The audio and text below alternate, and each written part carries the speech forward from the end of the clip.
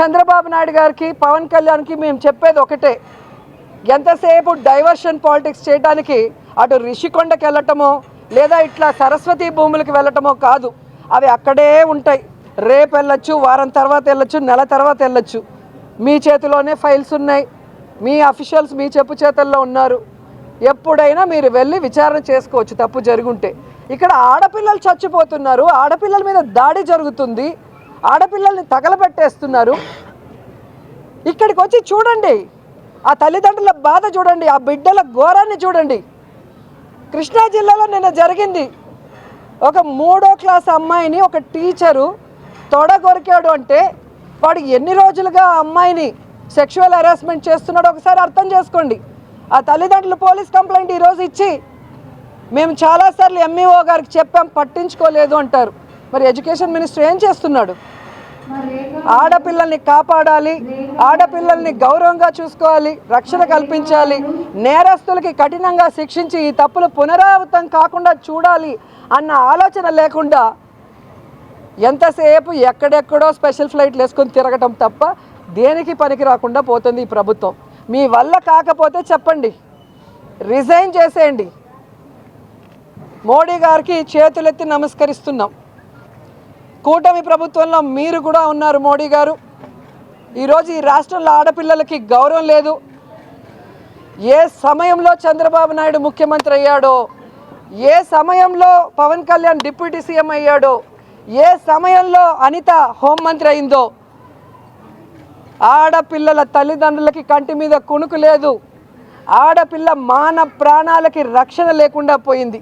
వీళ్ళందరినీ తీసి పడేసి రాష్ట్రపతి పాలన పెట్టి ఈ రాష్ట్రాన్ని కాపాడండి, రాష్ట్రంలో మహిళల్ని కాపాడండి అని చేతులెత్తి వేడుకుంటున్నాను. వీటిని రాజకీయం చేయడానికి మాట్లాడటం తప్ప మరొకటి చేయట్లేదు ఈరోజు పవన్ కళ్యాణ్ గారు కానివ్వండి, చంద్రబాబు నాయుడు. ఎందుకంటే నిన్న ఆయన తిడుతున్నారండి, మమ్మల్ని తిడుతున్నారంటారు. ఎందుకు తిట్టరండి? మీరందరూ కూటమిగా వచ్చి మా కోట్లేయండి, మేమేదో మీకు చేస్తామన్నారు. ఆడపిల్లల కన్నెత్తి చూస్తే తొక్కి నార తీస్తా అన్నారు. ఆడవాళ్ళు వచ్చి ఎక్కడైనా మందు షాపులు పెట్టి ఇవి మాకు వద్దు అంటే వాటిని పగలగొడతా అన్నారు. మరి ఆడపిల్ల మీద అఘాయిత్యం జరిగితే పట్టించుకోవట్లేదు. ఎక్కడ పడితే అక్కడ బెల్ట్ షాపులు, గంజాయి. చంద్రబాబు నాయుడు నియోజకవర్గం కుప్పంలో పండిస్తున్నా కూడా నువ్వు సైలెంట్గా ఉన్నావు, పట్టించుకోకుండా. కాబట్టి ఇకనైనా మీరు రాష్ట్రాన్ని సక్రమంగా పరిపాలించి పోలీసులకి ఈ రెడ్ బుక్ రాజ్యాంగంలో లాగా అపోజిషన్ మీద కేసులు పెట్టి కొట్టడానికి, వాళ్ళని హ్యూమిలేట్ చేయడానికి కాకుండా ప్రజల్ని కాపాడటానికి వాళ్ళకి స్వేచ్ఛ ఇస్తే వాళ్ళు పనిచేస్తారు. లేదా రిజైన్ చేసుకోండి, రాష్ట్రపతి పరిపాలన పెడతారు, చక్కగా వాళ్ళు పరిపాలిస్తారు. పవన్ కళ్యాణ్ సరస్వతి భూముల పర్యటనకు వెళ్తున్నారు కాబట్టి వాంటెడ్గా వైసీపీ నాయకులు డైవర్టెడ్ పాలిటిక్స్ కోసం ఈ అంశాన్ని ఎంచుకున్నారని టీడీపీ నాయకులు ఆరోపిస్తున్నారు. ఇది 4 నెలలుగా జరుగుతున్నవి. 120 రోజుల్లో 100కు పైగా జరిగాయి.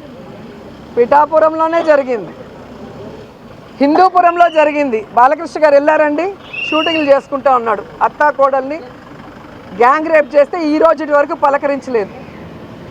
ఓట్లు వేయించుకొని ఎమ్మెల్యేలుగా, మంత్రులుగా ఉన్న వాళ్ళు షూటింగ్లు చేసుకుంటూ, రియాలిటీ షోలు చేసుకుంటూ, విహారయాత్రలు చేసుకుంటూ ప్రజల్ని ముంచేస్తుంటే ప్రతిపక్షం కాకపోతే ఎవరు మాట్లాడతారండి?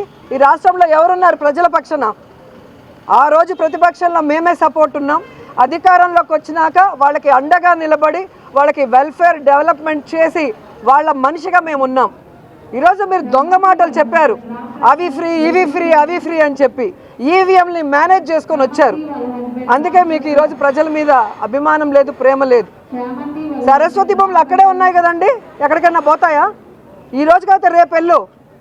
పిఠాపురంకి వెళ్ళి హోంమంత్రిని తిట్టడం తెలుసు, కానీ పిఠాపురంలో తెలుగుదేశం వాడు రేపు చేసిన అమ్మాయిని పలకరించి భరోసా ఇచ్చే తెలుగుదేశం వాడిని ఉరిశిక్ష తీయించడం చేత కదా పవన్ కళ్యాణ్ గారికి? డైవర్షన్ పాలిటిక్స్ ఆయన చేస్తున్నాడు, మేం కాదు.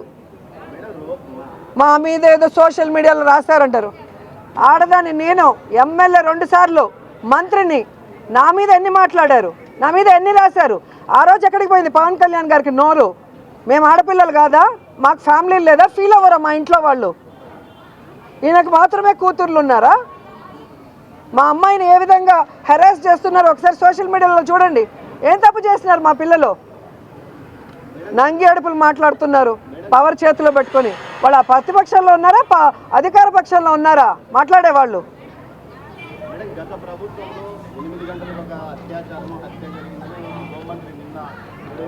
సార్ డమ్మీ హోంమంత్రి గురించి ఎంత తక్కువ మాట్లాడుకుంటే అంత బెటర్ సార్. ఆ అమ్మాయి తెలుసుకోవాల్సింది ఒక్కటే, జగన్మోహన్ రెడ్డి గారు 2 దళిత మహిళలకి హోంమంత్రి ఇచ్చారు కాబట్టి, చరిత్ర సృష్టించారు కాబట్టి ఆ కంటిన్యూయేషన్లో ఈ అమ్మాయికి హోంమంత్రి వచ్చింది. జగన్మోహన్ రెడ్డి గారిని తిట్టినంత మాత్రాన హోంమంత్రి ఇవ్వలేదు. చెప్పేది వినండి. ఈరోజు ఆమె వచ్చే ముందు నగిరి నియోజకవర్గంలో 3.5 సంవత్సరాల అమ్మాయిని ఎక్కడ పడితే అక్కడ కోరికి అమ్మాయిని కోరిక తీర్చుకొని పూర్తి చేశారు చంపి. ఆమె వెళ్ళే లోపల ఇంకా 2 జరిగాయి. కాబట్టి వెనకేసుకొని వచ్చే పని మాత్రం చేయొద్దండి. ఎక్కడ జరిగిందో చూపించమనండి. పోలీస్ రికార్డులు అనేవి అలాగే ఉంటాయి కదండి, అవి ఎవరు మార్చలేరు కదా, వాళ్ళ చేతుల్లోనే ఉన్నాయి కదా, బయటకు తీయండి. 2014 నుంచి 19 వరకు ఏం జరిగింది, 19 నుంచి 24 వరకు ఏం జరిగింది, ఈ 4 నెలల్లో ఏం జరిగిందో ప్రెస్ ముందరే డిస్కషన్ చేద్దాం. మొత్తం రికార్డ్స్ తీసుకురమ్మని చెప్పండి. ఆమె ఏదైనా మాట్లాడుతుంది. ఆమె ఆఫ్ రికార్డులు ఏం మాట్లాడిందో ఒకసారి పోలీసులను అడిగితే మీకు చెప్తారు. అప్పుడు పని చేసిన వాళ్ళు ఇప్పుడు ఎందుకు పని చేయట్లేదని అడుగుతుంది. ఎప్పుడు నాయకుడు అనేవాడు ప్రజల పక్షాన నిలబడి ప్రజలకి మంచి చేయాలనుకుంటే పోలీసులు మంచి చేస్తారు. మీరు మా నాయకులు ఏమి చేయొద్దండి, మేము చెప్పిన వాళ్ళు మాత్రమే కేసులు పెట్టండి, కొట్టండి, లోపలేయండి అంటే పోలీసులు మాత్రం ఏం పని చేస్తారు? గంజాయి పండిస్తా ఉన్నారు స్వయంగా ముఖ్యమంత్రి ప్రాతినిధ్యం. హోంమంత్రి స్వయంగా ప్రెస్ మీట్లో చెప్పింది, ఎక్కడ పడితే అక్కడ గంజా, ఎక్కడ పడితే అక్కడ మద్యం ఏరులై పారుతుందని. ఎవరి వల్ల అండి? మీ చేతకానితనం వల్ల కాదా? నువ్వు ఎక్కడైతే రిప్రజెంట్ చేసావో గతంలో అదే విశాఖ జిల్లాలో పండిస్తున్నారు. ఏ చంద్రబాబు నాయుడు అయితే రిప్రజెంట్ చేస్తున్నాడో ఆ కుప్పంలో పండిస్తున్నారు. నువ్వు హోంమంత్రి, ఆయన ముఖ్యమంత్రి. మరి మీ ఫెయిల్యూర్ కాదా? ఈరోజు గవర్నమెంట్ షాప్స్ ఉంటే 10 నుంచి 5 వరకు ఉండేది. మీరేమో టెండర్లు చెప్పి మీ తెలుగుదేశం పార్టీ జనసేన వాళ్ళ కడుపు నింపడం కోసం ఇబ్బడి ముబ్బడిగా ఈరోజు బెల్ట్ షాపులు వేయించారు. ఒక్కొక్కడు 10-20 వేస్తాడు. 20 లక్షలు 40 లక్షలు వేసినాడు ఏం చేస్తాడు? డబ్బులు సంపాదించడానికి బెల్ట్ షాపులు పెడతారు. ఈ బెల్ట్ షాపుల వల్ల కాదా ఈరోజు ఆడపిల్లల మీద అఘాయిత్యాలు జరిగేది? మరి అలాంటివి ఎందుకు ప్రోత్సహిస్తున్నారు? వాటిని ఎందుకు అరికట్టలేకపోతున్నారు?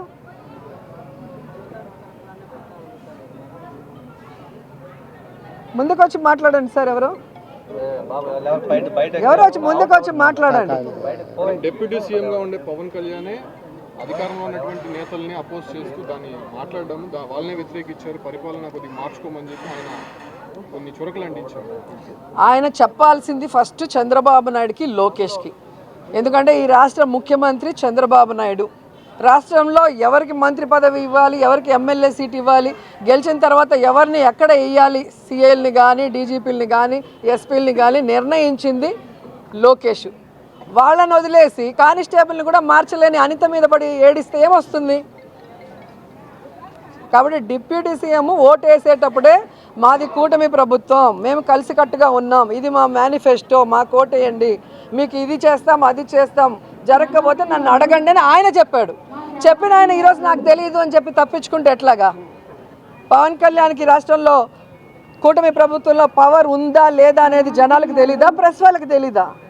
ఇది తప్పించుకోవడానికి మాట్లాడే మాటలు కాదా పవన్ కళ్యాణ్ గారు?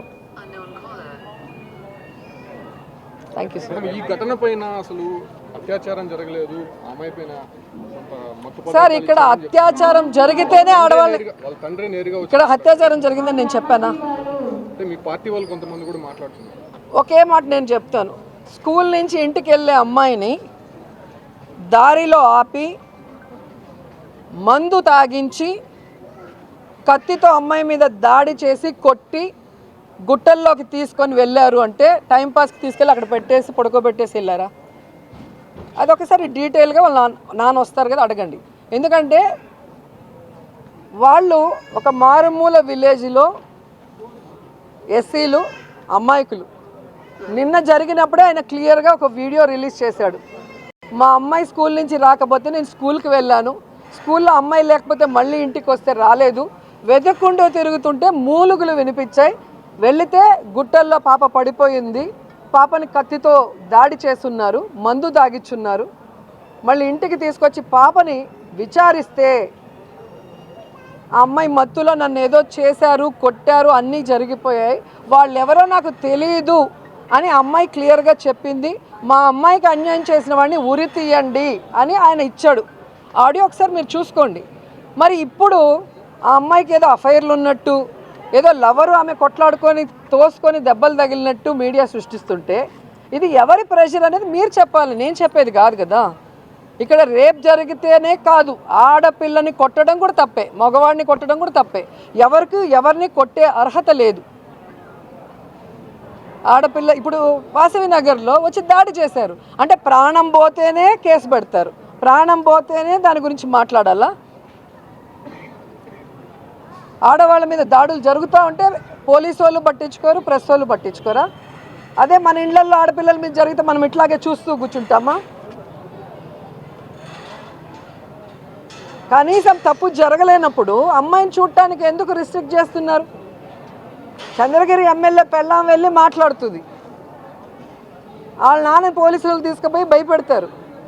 కానీ ఎవరైతే వాళ్ళు పట్టుకున్నారో ఆ పిల్లలు, వాళ్ళ బైక్ మీద జనసేన పవన్ కళ్యాణ్ ఫోటో ఉంది, అవి బయట పెట్టండి. వాళ్ళు ఏం చేయకపోతే వాళ్ళు తీసుకొచ్చి మాట్లాడించండి. జగన్ గారు వస్తున్నారని హడావిడిగా వాళ్ళ నాన్నతో ఒక స్టేట్మెంటు, ఎస్పీ గారితో ఒక స్టేట్మెంటు, ఆ అమ్మాయికి జరిగిన దాన్ని మీరు కవర్ చేసి వాళ్ళ జీవితాన్ని నాశనం చేసి నేరస్తులకి సపోర్ట్ చేస్తున్నారు. అది తెలుసుకోండి. ఆ ఒక్క ఇన్సిడెంటే కాదు కదా, 110 ఇన్సిడెంట్లు జరిగినాయి ఈ రాష్ట్రంలో. ఇప్పుడే ఒకటి జరుగుతుంది వచ్చే టైంలో, మెడికల్ కాలేజ్ స్టూడెంట్ 3వ ఇయర్. ఏం చెప్తారు మరి మీరు చెప్పండి. కాబట్టి ఆడపిల్లల్ని, ఏ పిల్లైనా, ఏ ఇంటి ఆడపిల్లైనా మన ఇంటి ఆడపిల్లలతో సమానం. వాళ్ళని గౌరవించాల్సిన బాధ్యత, వాళ్ళకి రక్షణ కల్పించాల్సిన బాధ్యత ప్రతి ఒక్కరికి ఉంది. ప్రజల చేత ఎన్నుకోబడి మేము చేయలేమని చెప్పి ఎవరి మీద తోసేయటం ఎంతవరకు కరెక్టు?